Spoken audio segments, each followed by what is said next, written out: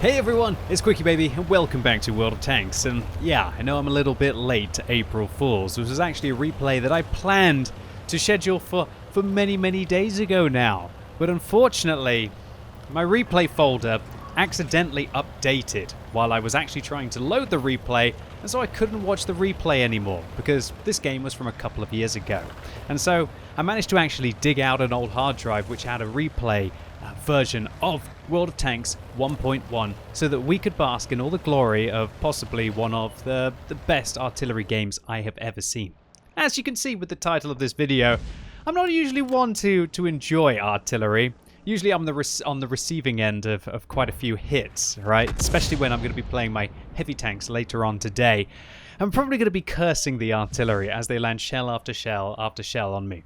And other people will know that I quite often give artillery a hard time because there's some cowardly artillery when they're facing an insurmountable amount of the enemy team at the end of the game. Instead of choosing to get one extra shell in, will instead try and find the closest body of water.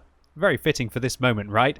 As we see our hero today, A-15 Pains, aiming towards, I guess, the coast of fjords here. So, A-15 Pains played this game a couple of years ago. I truly hope that we can try and contact them again, because, you are going to have a serious artillery game here. And a lot of you might be thinking, oh, is it because a lot of people are going to sit in this gap? Yeah, a lot of people are going to sit in this gap. But this is not why this artillery game is special, far from it. So the M44, the Tier 6 American self-propelled gun, I rather infamously said a few years ago that it was the most profitable Tier 6 tank. And that's because it doesn't have any premium rounds. So of course, when you try and take a look at the average income that a vehicle like this will have, it's impossible really to lose credits on this tank. Unless, like Pains, I guess you're using a premium consumable. But even with a good game, you can afford to resupply that cola, hopefully at half price because you're pre-purchasing your consumables, and then it will just add that little bit extra to your vehicle. You're pretty much getting a 5% rate of fire from that. You're also getting some accuracy. And yeah, you can pretty much pick up a bombardier medal and also hit two other tanks at the same time. That is a lot of numbers that we see racking up on our screen.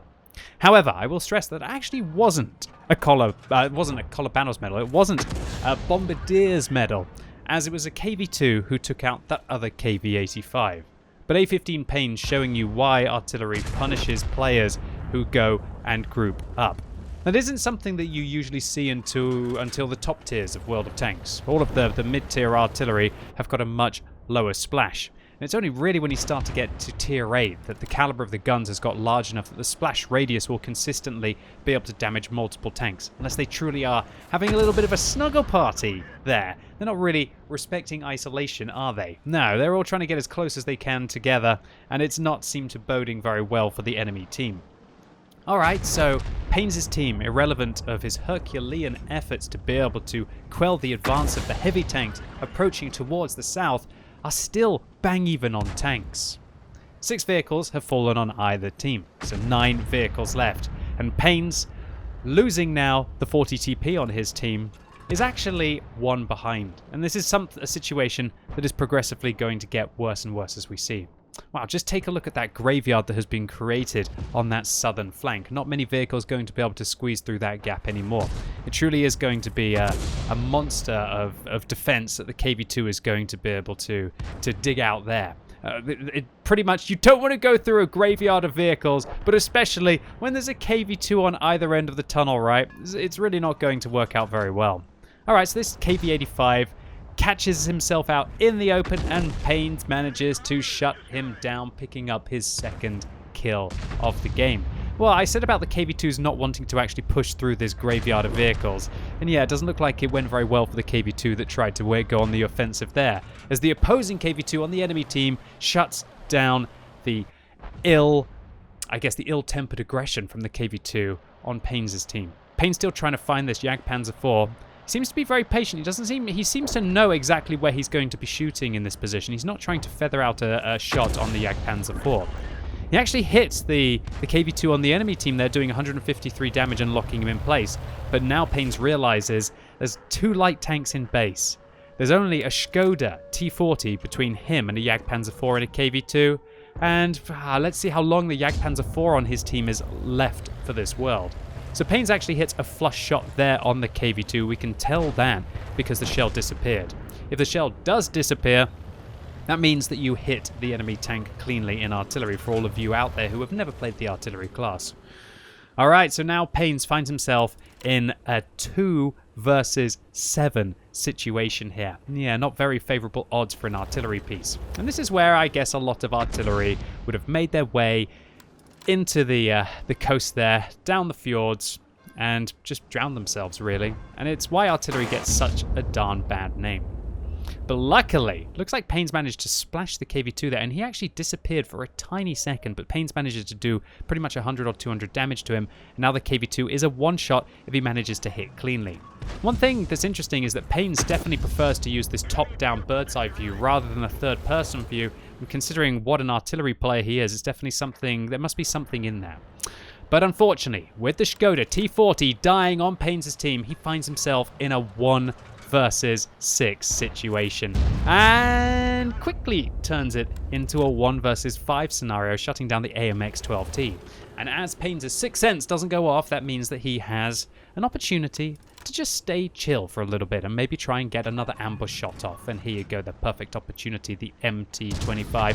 Paynes fires clutch and it actually hits the building. The MT-25, however, doesn't manage to spot Paynes. So a very favorable situation there with the tree just in front of Paynes concealing himself from the tier 6 Soviet light tank. But now that Paynes has been spotted, he actually aims in third person over the mound, fully aims the shot in and shuts down the tier 6 Soviet light tank, now hightailing it out of there to try and escape from the marauding tier 6 tank destroyers on the enemy team, as well as also the artillery support.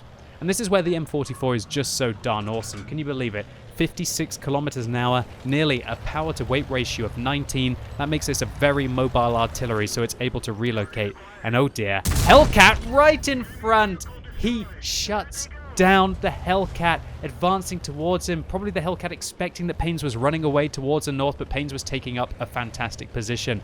And this is the holistic player of World of Tanks. Not just somebody who's able to click, somebody who realizes the situation, somebody who falls back, uses the bushes, uses the trees, uses the concealment of the vehicle. Has binoculars equipped, so he's going to have decent view range to be able to spot for himself on vehicles like the MT-25. This is what playing artillery is all about. And it's very easy to forget all of the things that artillery do to give artillery a bad name as well when you're seeing a fantastic gameplay here from Paynes. Alright, so somebody was in the cap circle, left the cap circle. Take your time, Paynes. Oh dear. Rushes that shot. The Yak Panzer IV luckily using the 75mm gun and doesn't manage to take him out. If he'd had the 88mm, he would have shut him down there. But this is just a fantastic moment here. Paynes using the fact that the M44 has a tiny forehead, not very much area for above the gun for the Yak Panzer to hit, and so he reverses, loops the shell up with a direct fire in an indirect fire class over the rock, and now changes his 1 versus 6 into a 1 versus 2. Absolutely phenomenal play here by Paynes. And now he has to deal with 2 artillery on the enemy team. So what would an artillery do in this situation? Well, Paynes clearly showing what an exceptional artillery player they are. I don't think there's going to be many better players for trying to put themselves in the mind of what the enemy will do here.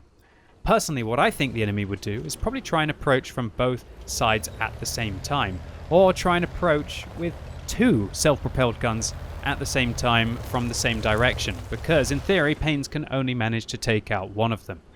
And while the M44 doesn't have the longest reload, this vehicle is actually capable of firing 3 rounds a minute, meaning that with exceptional crew skills your reload is probably going to be about 15 seconds.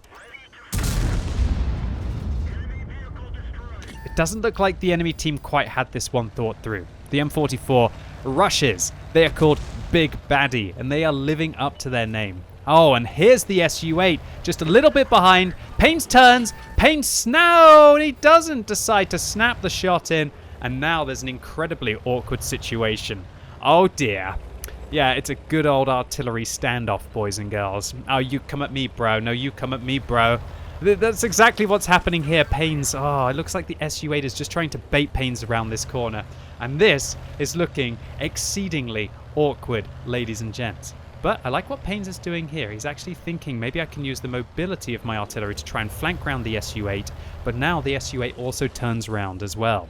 With 5 minutes left on this game, we're going to just see how awkward this is going to get. I like what Paynes is planning here. Is he going to try and splash the SU-8 around the corner? If he does, that'll be a very bold play, and he'll have to try and avoid the SU-8 for his 15-second reload. Paynes trying it again, trying to get a shot around the corner. The SU-8 refusing to fire. Both artillery pieces realizing that they only have one shot before an extensive reload.